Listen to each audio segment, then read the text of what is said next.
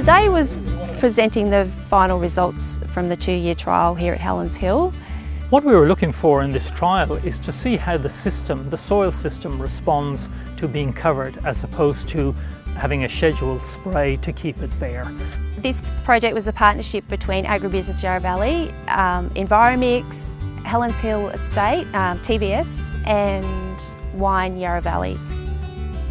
So the thinking behind using ground cover is twofold. One is protecting the surface of the soil, and secondly, it's about feeding the soil with organic matter.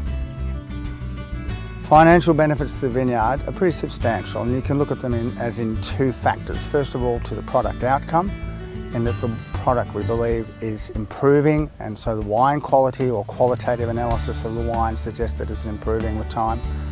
And the other factors are that the soil environment, which is particularly important for us, has improved in terms of less nutrient inputs are required to be provided for the plant.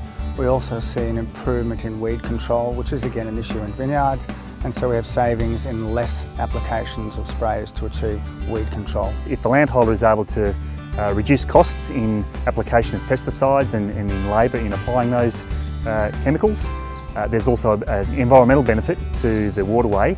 By improving nutrient use efficiency, compost will pay for itself in the long run. And when we start doing cost analyses, we find that we can use compost in conjunction with conventional fertilisers at a reduced rate at a neutral cost.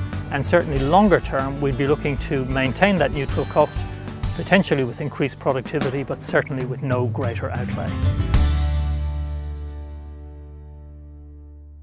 Following the application of the mulches and compost, we've found approximately 20 to 25% saving in our water outcomes, which for us is very substantial over a 40-hectare vineyard. I think by far the most important contribution from compost is how it conditions the soil.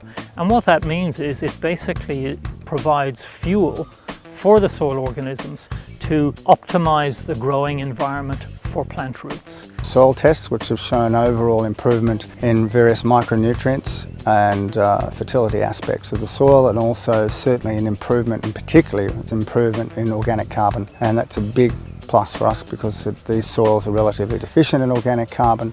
When I'm advising farmers about improving soil on their property, the focus always comes back to organic matter. Organic matter is truly the lifeblood of soils. As with anything else, soils require constant feeding, so that might mean annual applications of compost and monitor changes in the system's response over a 3 to 5 year period, and you will not be disappointed.